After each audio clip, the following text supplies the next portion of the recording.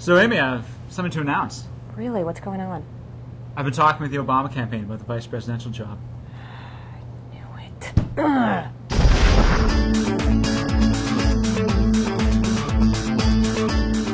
Welcome to Hotline TV. I'm Amy Walter. And I'm Sean Miller. And welcome to a special edition of VEEPSTAKES.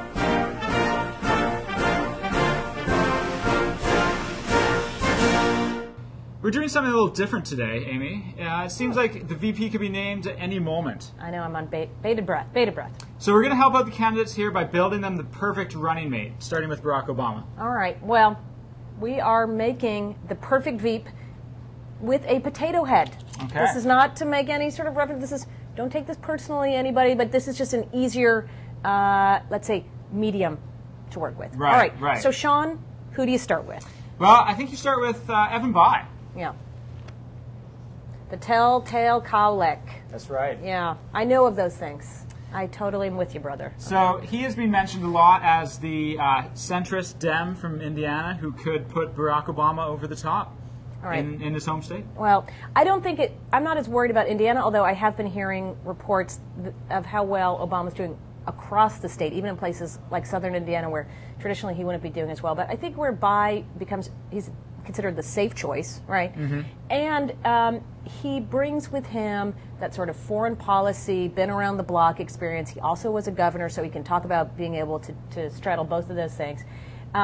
It is the pick that everybody says he should make if he wants to make, as I said, the safe choice. And they are attractive together in terms of, he may not be the outsider message or the time for change message, but he is a young guy, and it sort of takes that next generation message. That's right. That's right. All right, next. Next up, we have Senator Ken Salazar. Now that's a little dark horsey there, Yeah. Sean. What makes you think that? Well, this would be for geography, really. I mean, Ken Salazar is from Colorado. He's from the West. He could help Obama out in a region where Democrats feel like they need to win this cycle.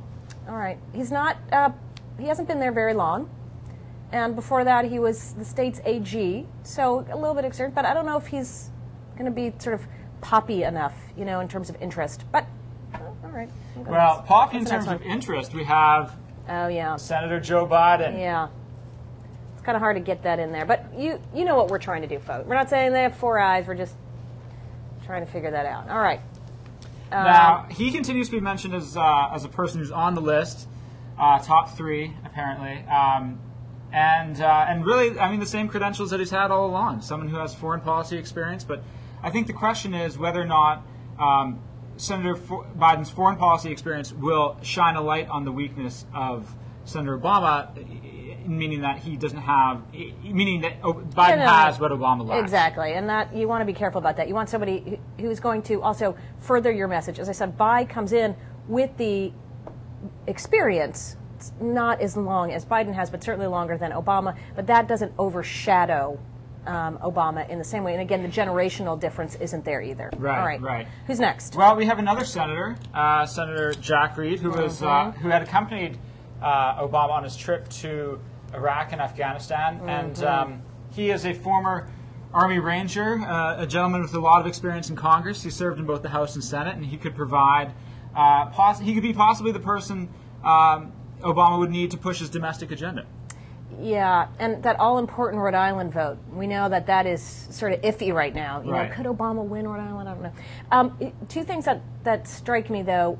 One, literally this, and when I say stature gap, I don't mean in terms of their ability to have a grasp on the issues. They are literally this, what is it, like 2 feet between the two of them in terms of height differential?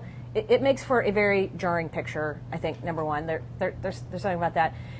The second, you know, again, if we're saying that what he's lacking right now is the experience and the foreign policy and the military cred, do you really want to bring somebody in who shines light on the commander-in-chief problem, right? That fundamentally, if there's anything that Obama needs to do better, is to convince people he can be a commander-in-chief. And you don't want somebody who's actually been able to, who's served in the military and has those credentials to do that. Well, that brings us to Governor Tim Kaine of Virginia. The it boy for this week. The it boy for this week. His name was leaked to the press just as Obama and his VEEPSTAKES vetting squad was assembling in Washington.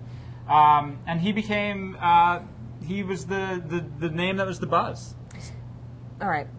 Can I just say, listen, I think this is, again, if we're going on the offense of the time for change candidate, different outsider message, Tim Kaine certainly does that as a blue governor in a red state. However, his own credentials, if we're talking about where Obama becomes weak on the experience question, certainly I do not think he helps shore that up. I don't know that Kaine has his own set of accomplishments that he can actually promote, put forward. Obviously, what you hear more than anything is that Obama's comfortable with Kaine, and that is important. Right. But I don't know if he needs Kaine to win Virginia. I don't think that Kaine actually winning Virginia was much more about Mark Warner than it was about Tim Kaine. So I don't know if that's as much of an important factor. And then finally, we have General David Petraeus as someone who could potentially bring.